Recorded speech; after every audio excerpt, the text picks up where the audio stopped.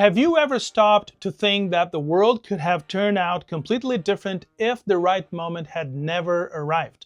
What if I told you that Paul the Apostle, with just 4 words, revealed the perfect timing of one of the greatest events in human history? An event that wasn't only theological, but that fit precisely into the historical and political and cultural landscape of his time. That's right, that guy back in the 1st century said something so deep and so accurate that even today, scholars are still wondering how he knew what he knew. To pleroma, to chrono. These words from Paul are not a religious expression. No, they are a key that unlocks an understanding of how everything aligned. History and then cultures and Jewish tradition and Greek philosophy and Roman expansion, so that the message of Jesus could be planted in the world and grow globally up to this very day. What was Paul really talking about? And what does this have to do with the exact moment you are living in right now?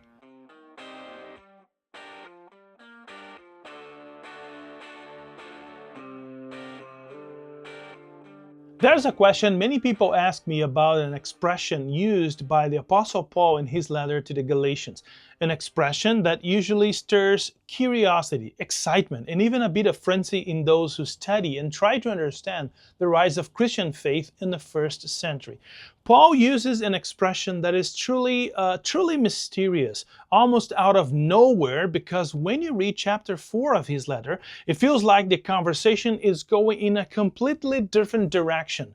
And then he drops those mysterious words. Why so much curiosity? Well, the reason is that Paul's words explain exactly what was happening historically, theologically, spiritually at the time he was writing his letter.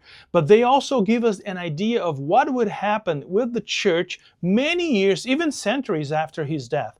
And that's where things start to feel a bit unsettling. Explaining what he meant is not actually the hardest task for a biblical scholar or historian. That's exactly what I'm going to try to do here.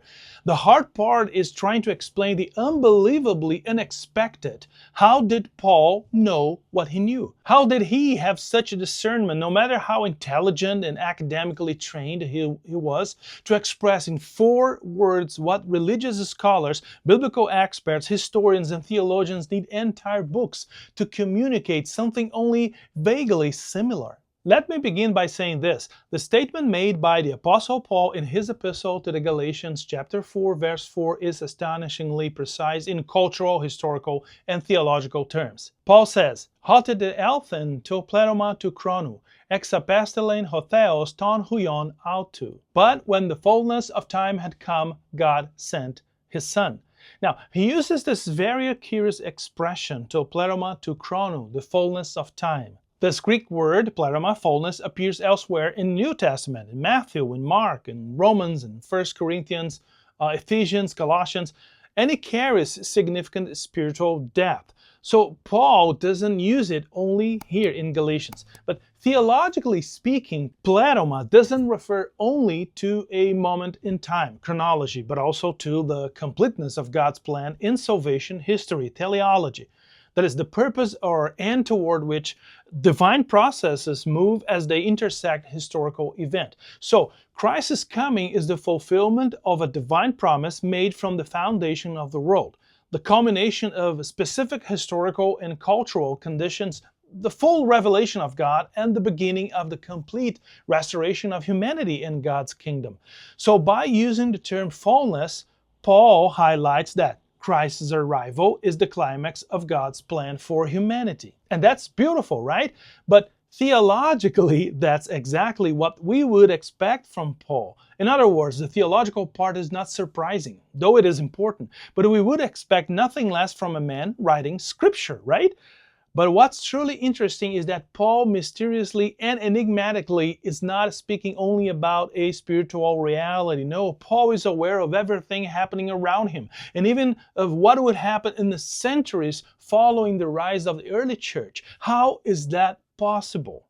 Paul is clearly stating that there was a specific moment within human history, to pleroma to chrono, divinely and properly designated, in which God chose to send Jesus Christ into the world. This expression is so precise that in the rest of the verse he uses historical markers to affirm that Jesus' birth took place in the exact historical moment. Genomenon egunaskos, born of a woman. There is a human being like all humans in a defined historical time and within a defined culture. And genomenon huponomon, that is born under the law, living under a specific religious system, the Torah, the Jewish law. So Paul is revealing and calling attention to the fact that nothing could have happened differently from how it did. Okay, so Paul uses the expressions the fullness of time to suggest that everything was perfectly prepared for Jesus' arrival spiritually and historically. One of the most important questions for understanding the New Testament background or the world of the New Testament or what was happening in Jerusalem and surrounding regions when these writings were produced is undoubtedly this: how could the early church or the Jesus movement in the first century have developed if the Jewish, Hellenistic or Greek and Roman worlds had never collided in the first century, right at the period of Jesus' birth and ministry and death and resurrection and ascension and the formation of the first group of Jesus' disciples. Never before Jesus and never after Jesus did the Jewish, Greek, and Roman worlds intersect in such a particular way as they did during the period when Jesus was born and taught and died and rose again. So Paul is telling the Galatians, and you and me, that Jesus did not come into the world one day. God simply thought it would be nice to send his son. Oh, this day is so beautiful, I think I'm gonna send my son today.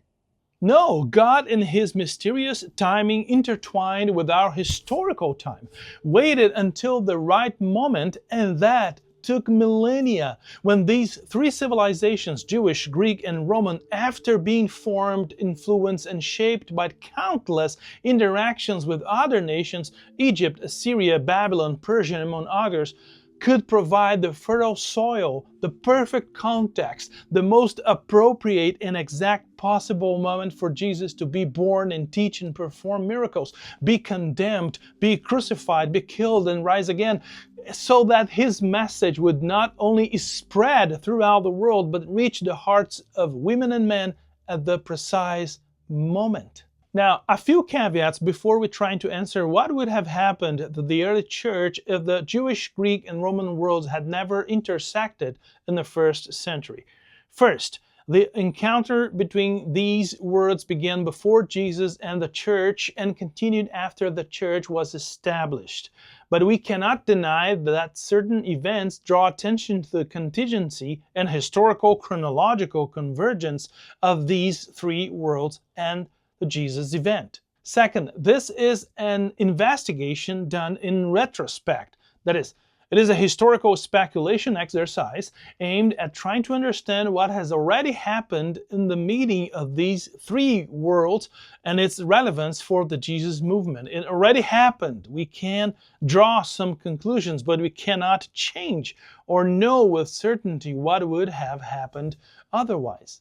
And third, God is sovereign according to Scripture. His sovereignty governs the history of creation from beginning to final redemption. In other words, what happened to the church is what was meant to happen. If God had wanted it to be different, it would have been different. I know that, but it doesn't stop us from trying to understand historically how the process unfolded, right? And I can assure you, investigating this process is fascinating. We can be almost certain, because saying completely certain is dangerous in historical investigations, almost certain we can generally agree with biblical scholars and historians that if the Jewish and Greco-Roman worlds had never intersected, early Christianity would have been a completely different movement.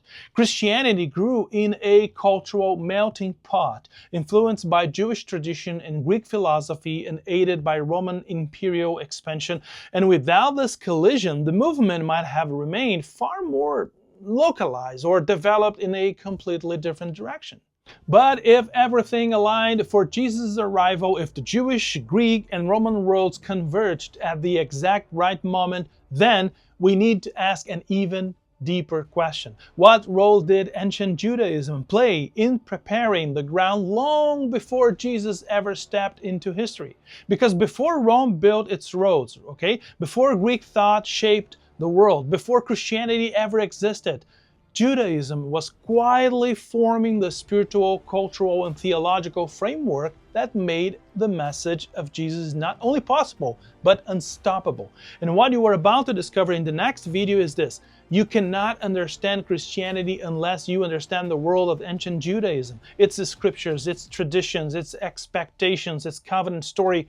All of that was laying the foundation for the arrival of the Messiah. So, if you thought today's topic was fascinating, just wait, because in the next episode we are going deeper into the story that shaped Jesus himself and the faith you live by today. Click to the next video, How Ancient Judaism Prepared the Way for Christianity.